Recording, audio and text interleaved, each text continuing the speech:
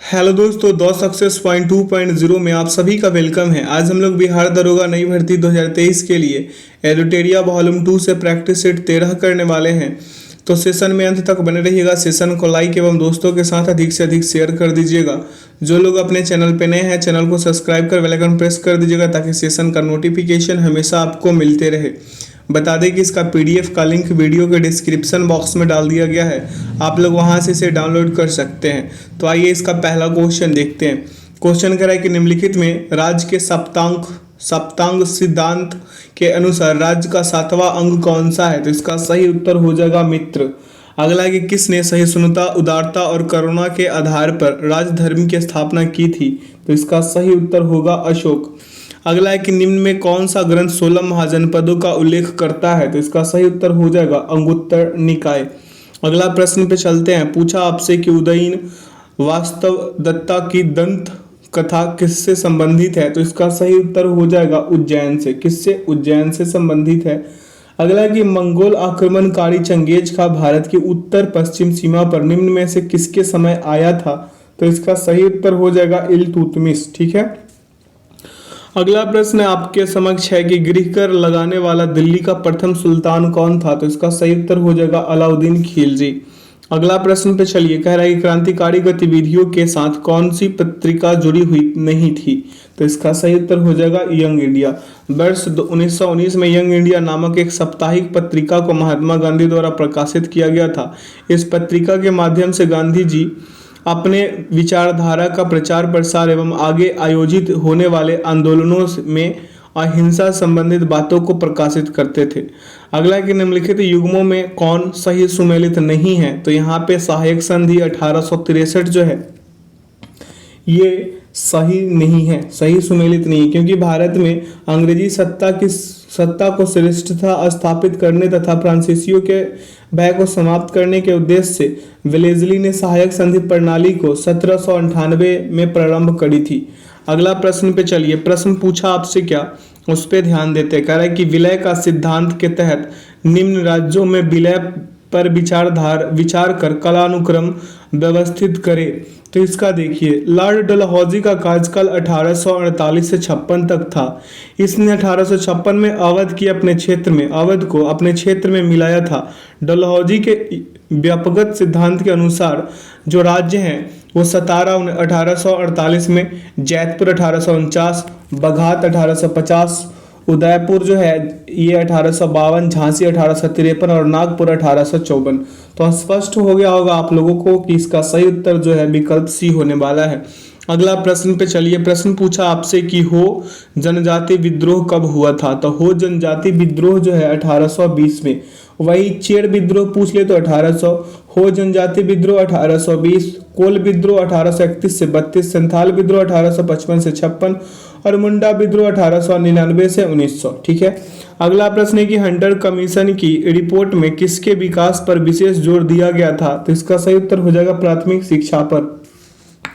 अगला है कि नव बौद्धवाद के प्रतिपादक कौन है? तो इसका सही विकल्प हो जाएगा डॉक्टर अंबेडकर।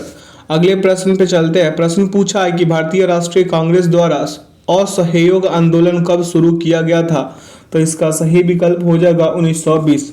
अगला है कि नाउ और नेवर पैम्फलेट किसने लिखा था? तो इसका सही उत्तर हो जाएगा रहमत अली। क्या हो जाएगा? रहमत अली। अगला प्रश्न है कि निम्नलिखित घटनाओं को कालक्रम के अनुसार व्यवस्थित कीजिए। तो यहाँ पे लखनऊ जो समझौता हुआ था 1916 में हुआ था। कब हुआ था? 1916। चंपारण सत्याग्रह 1917। ठीक है। खिलाफत आंदोलन जो है ये 13 एपी क्या हो जाएगा? 1919 हो जाएगा। ठीक है। खिलाफत आंदोलन जो है ये आपका 13 अप्रैल 1919। और खिलाफत आंदोलन, सॉरी माफ कीजिएगा, यहाँ पे जालियांवाला बाग कर दीजिए, ये 13 अप्रैल 1919 को। और खिलाफत आंदोलन को लेके आ जाइए 27 अक्टूबर को, 27 अक्टूबर 1919। ठीक है। 27 अक्टूबर 1919 को खिलाफत आंदोलन और जालियांवाला बाग जो है 13 अप्रैल 1919। तो इसका सही विकल्प होगा विकल्प ए। ठीक है। अगले प्रश्न पे चलते हैं। पूछा है कि भारत में न्यायिक पुनरावलोकन का आधार है? तो इसका सही उत्तर हो जाएगा कानून द्वारा स्थापित प्रक्रिया। ठीक है।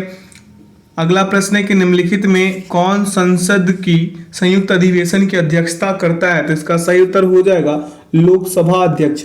अगला है, पिछड़ी जाति आयोग के प्रथम सभापति कौन थे? तो इसका सही विकल्प लगा देंगे हम बाबा साहेब कालेलकर। अगले प्रश्न पे चलते, कह रहा है कि लेखा अनुदान बना है। तो लेखा अनुदान जो है बजट पारित लंबित होने के कारण निधि आवंटन हेतु।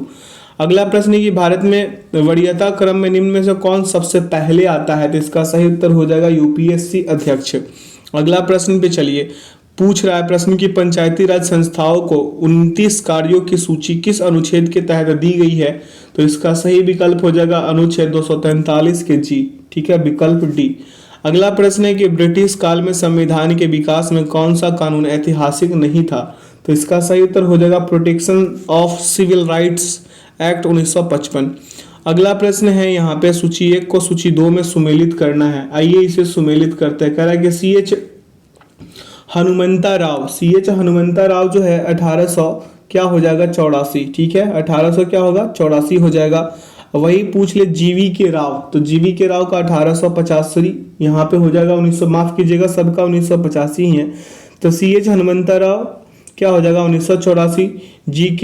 जीवी के राव जो होगा 1985 हो जाएंगे। अशोक मेहता जो है, अशोक मेहता ये हो जाएगा 1978, क्या हो जाएगा 1978। LM सिंघवी समिति जो है, LM सिंघवी समिति 1986 हो जाएगा इसका।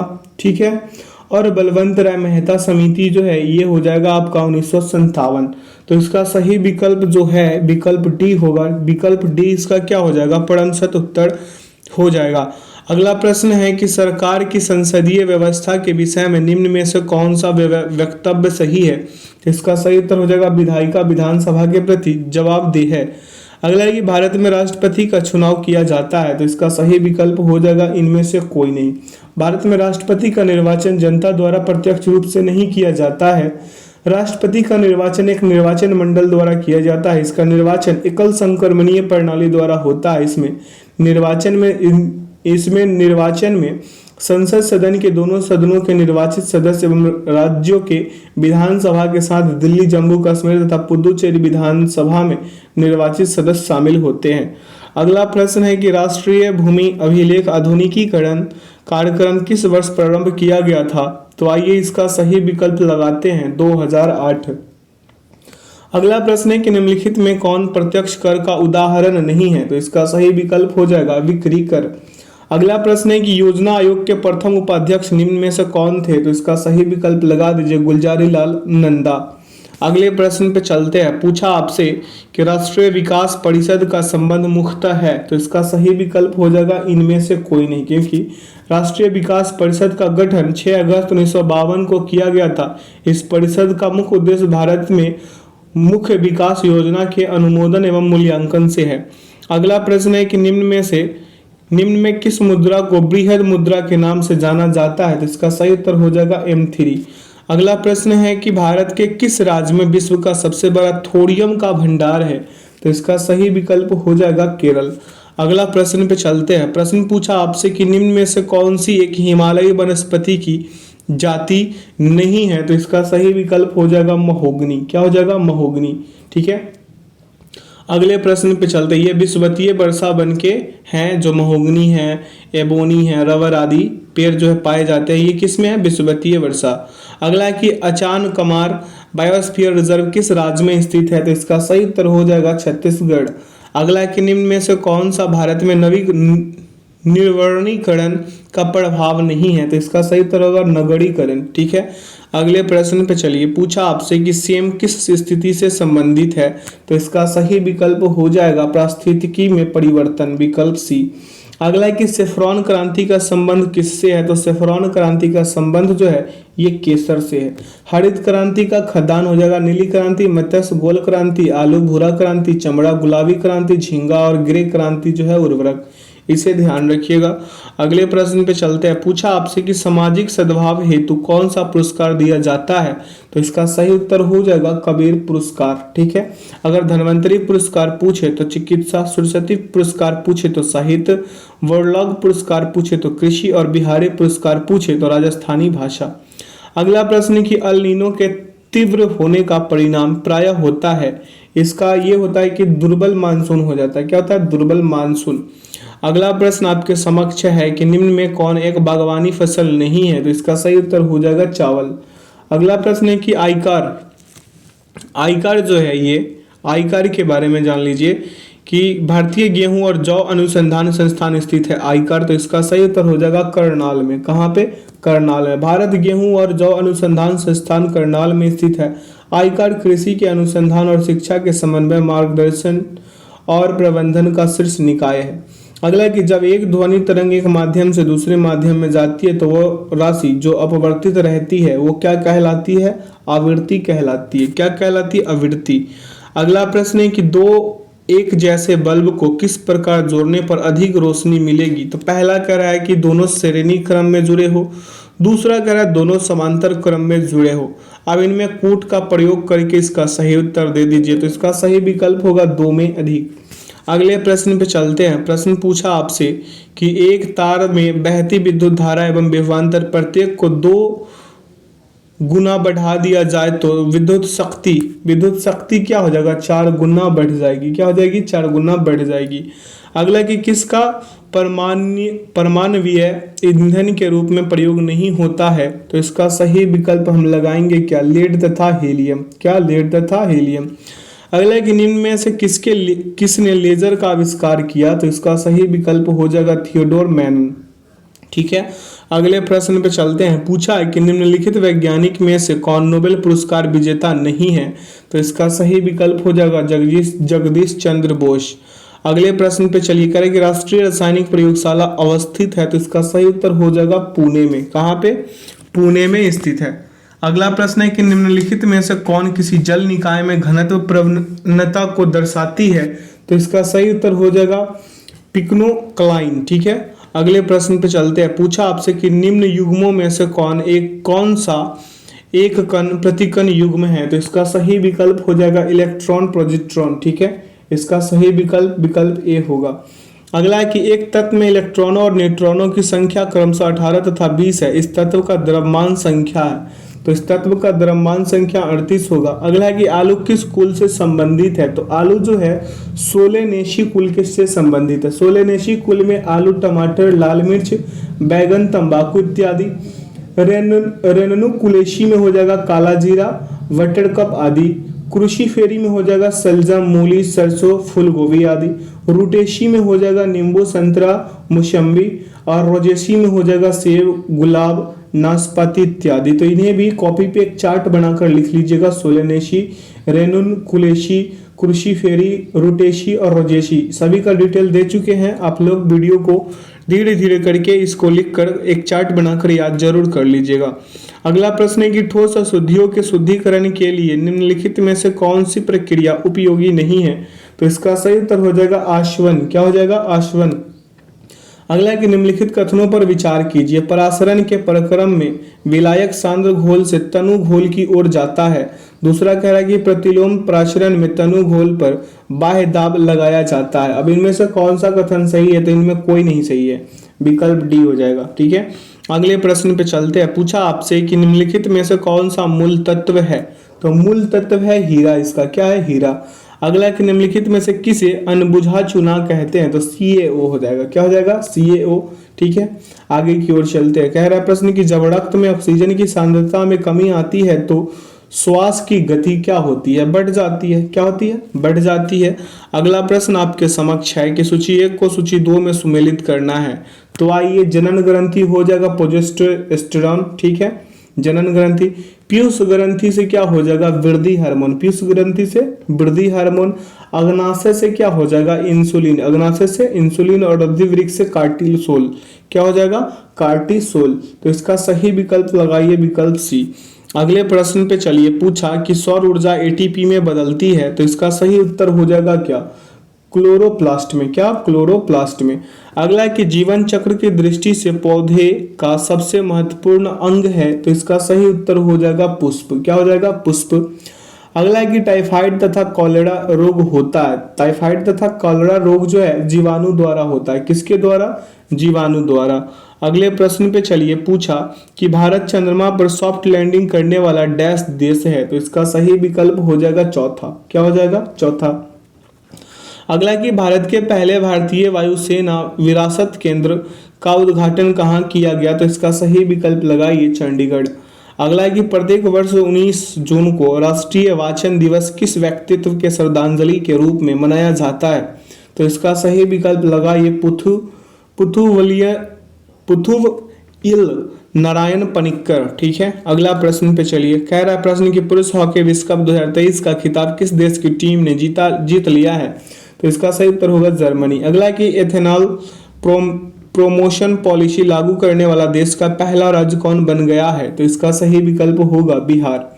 अगला कि विश्व का पहला प्लेटिपस अभ्यारण्य किस देश में बनाया गया है, तो इसका सही विकल्प हो जाएगा ऑस्ट्रेलिया। अगले प्रश्न पे चलते हैं। पूछा आपसे कि भारत सरकार द्वारा सबके लिए आवास मुहैया कराने का लक्ष्य कब तक रखा गया है, तो इसका सही विकल्प हो जाएगा 2024। अगला आर्थिक समीक्षा 2022-23 के अनुसार जीवन के बेहतर गुणवत्ता के लिए स्वास्थ्य क्षेत्र में केंद्र एवं राज्य सरकार द्वारा अनुमानित व्यय बढ़कर कितना प्रतिशत हो गया है, तो इसका सही उत्तर होगा जीडीपी का 2.1%, विकल्प ए। अगला प्रश्न पे चलिए। कह रहे हैं कि हाल ही में पंजाब के पूर्व मुख्यमंत्री प्रकाश सिंह बादल का निधन हो गया है, वे किस पार्टी के नेता थे, तो शिरोमणि अकाली दल। ठीक है, विकल्प डी। अगला है कि सूर्य के व्यापक अध्ययन के लिए समर्पित उपग्रह आदित्य 11 को इसरो द्वारा कब प्रक्षेपित किया गया, तो इसका सही उत्तर हो जाएगा 2 सितंबर 2023। ठीक है, अगला प्रश्न है कि सूडान में चल रहे गृह युद्ध के कारण वहां फंसे भारतीय नागरिकों को निकालने के लिए भारत सरकार द्वारा कौन सा ऑपरेशन की शुरुआत की गई, तो इसका सही विकल्प लगाइए ऑपरेशन कावेरी। अगला प्रश्न पे चलिए। पूछा कि स्वच्छता सर्वेक्षण रिपोर्ट 2022 के अनुसार 1 लाख से अधिक आबादी वाले शहरों में सर्वश्रेष्ठ गंगा शहर किसे घोषित किया गया, तो इसका सही उत्तर हो जाएगा क्या, हरिद्वार। अगला प्रश्न है कि सेमीकंडक्टर पारिस्थितिकी तंत्र के विकास के लिए भारत सरकार ने जुलाई 2023 में किस देश के साथ समझौता ज्ञापन पर हस्ताक्षर किया है, तो इसका सही उत्तर हो जाएगा जापान। अगला है कि वर्तमान में भारत के मुख्य वैज्ञानिक सलाहकार कौन है, तो इसका सही विकल्प लगाइए अजय कुमार सूद। क्या हो जाएगा, अजय कुमार सूद। अगला प्रश्न है आपके बीच की विश्व निवेश रिपोर्ट 2023 निम्नलिखित में से किसके द्वारा जारी किया गया, तो अनटैड हो जाएगा, इसका विकल्प ए हो जाएगा। ठीक है, United nation conference on trade and development इसका फुल फॉर्म होता है। अगला कि भारत वन स्थिति रिपोर्ट 2021 के अनुसार देश में कुल मैंग्रोव या कक्ष वन कितना वर्ग किलोमीटर में है, मतलब कितना वर्ग किलोमीटर है ये पूछा है, तो इसका सही उत्तर हो जाएगा 4992 किलोमीटर, विकल्प डी। अगला प्रश्न पे चलिए। पूछा क्या आपसे उस पर ध्यान देते। कह रहा है कि यूरोपीय संघ ने ग्रीन हाउस गैसों के उत्सर्जन को कम करने के लिए कौन सी योजना पेश की है, तो इसका सही उत्तर होगा फिट फॉर 55।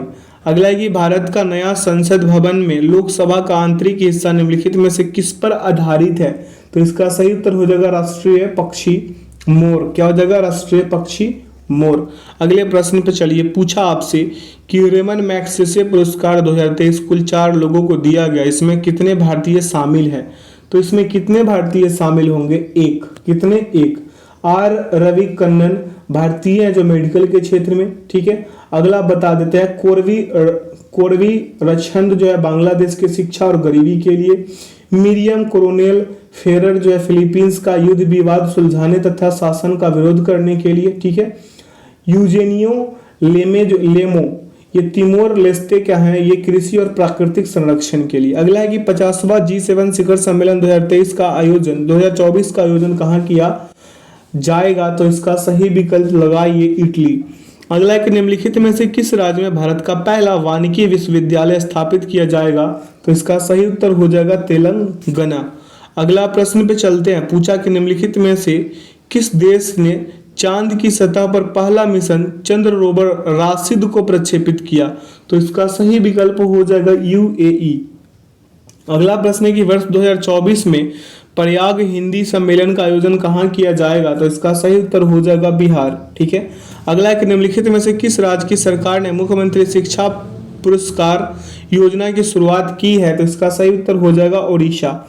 अगले प्रश्न पे चलिए। प्रश्न पूछा आपसे कि केंद्रीय आर्थिक सर्वेक्षण के अनुसार अप्रैल से सितंबर 2022 तक भारत में एफडीआई निवेश करने वाले शीर्ष देश कौन है? तो इसका सही विकल्प लगाइए सिंगापुर। अगला है कि भौतिक भूगोल का जनक निम्नलिखित में किन्हें माना जाता है? तो इसका सही विकल्प हो जाएगा पोलीडोनियम। क्या हो जाएगा? पोलीडोनियम। अगले प्रश्न पे चलिए, पूछा आपसे कि निम्नलिखित में से कौन सुमेलित नहीं है? तो यहाँ पे जलडमरू मध्य है और इसका स्थिति है, ठीक है।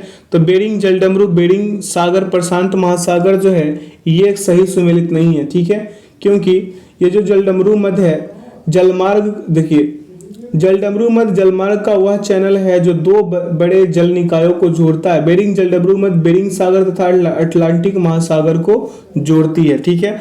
अगला कि दलदली एवं भूमध्य रेखीय उष्ण आर्द्रता वाली वनस्पति को क्या कहा जाता है? तो इसका सही उत्तर होगा हाइग्रोफाइट। अगला प्रश्न पे चलिए, पूछा आपसे कि सूची 1 को सूची 2 में सुमेलित करना है। तो आइए इसे सुमेलित करते हैं। कैसे कैसे कह रहा है? आयला का होगा फ्रांस। क्या होगा? आयला का होगा फ्रांस। सामून का क्या हो जाएगा? ईरान। सामून का ईरान हो जाएगा। ट्रेमोंटेंट जो है ट्रोमेंटेन, इसका क्या हो जाएगा? ट्रोमेंटेन का हो जाएगा मध्य यूरोप हो जाएगा।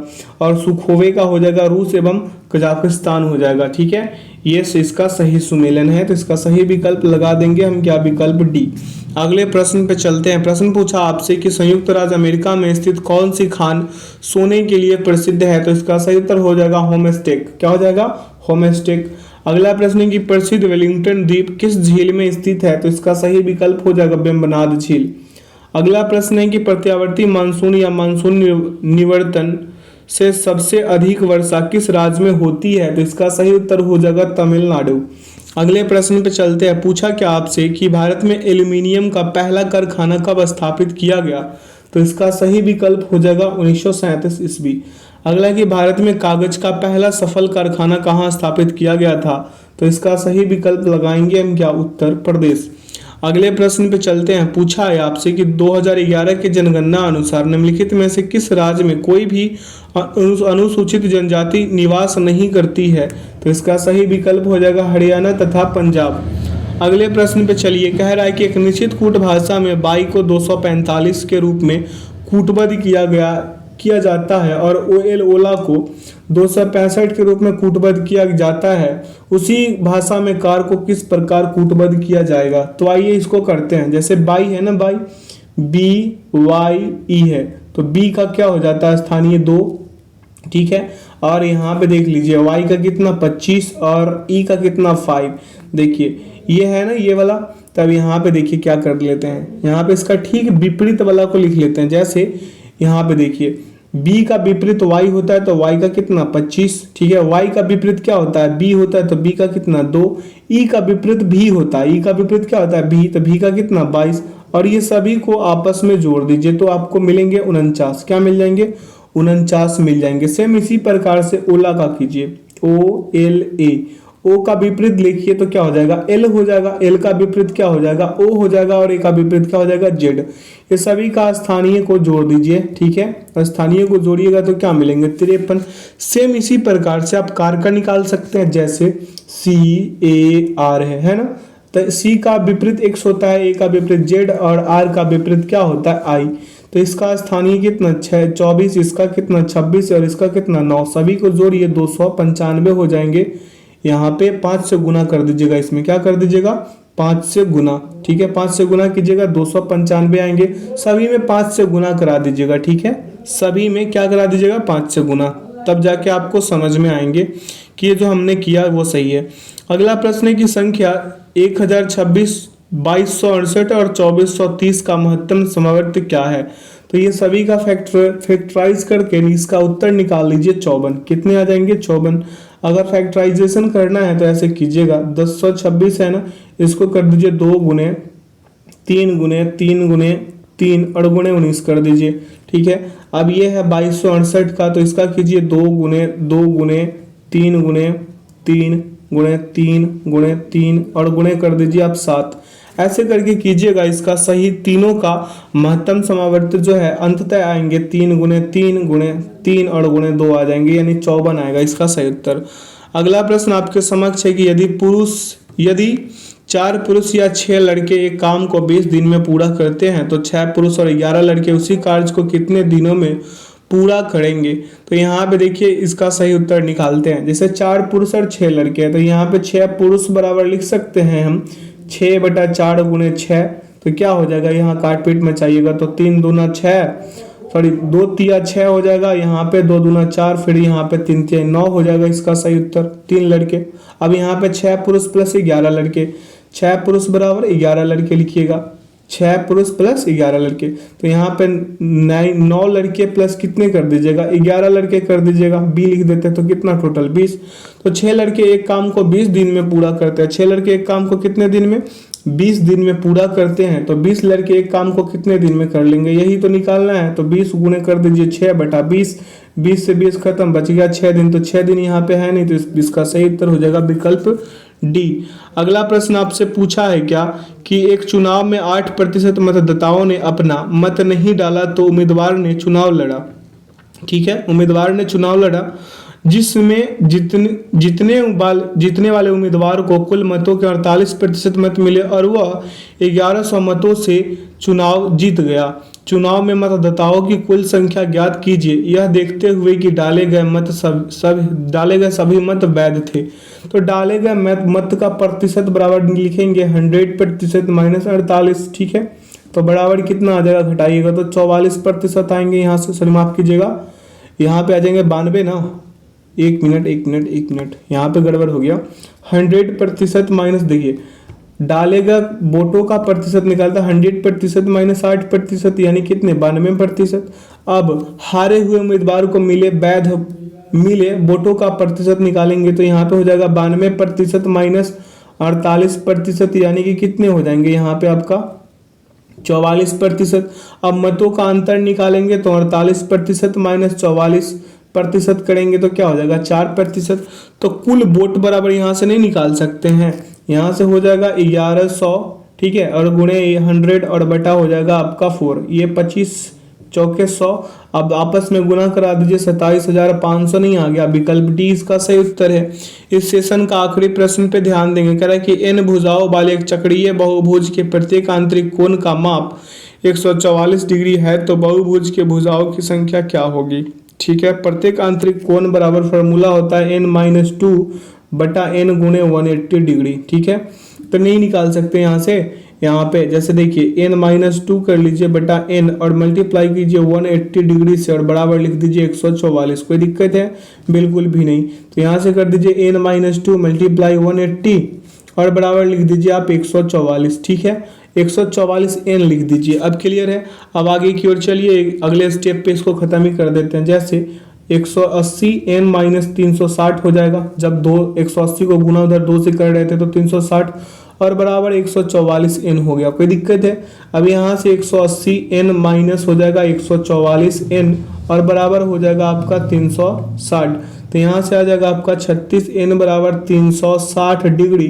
तो n बराबर निकल गया ना 10, तो विकल्प ए। आशा करते हैं आज के सेशन से आप लोगों को काफ़ी कुछ सीखने को मिला होगा। तो जो लोग अपने चैनल पे नए, चैनल को सब्सक्राइब कर बेल आइकन प्रेस कर ले ताकि सेशन का नोटिफिकेशन हमेशा आपको मिलते रहे।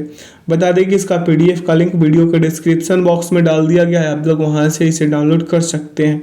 तो सेशन में अंत तक बने रहने के लिए आपका बहुत बहुत धन्यवाद। अपना ख्याल रखिएगा और ऐसे शानदार सेशन पाने के लिए हमारे साथ जुड़े रहे।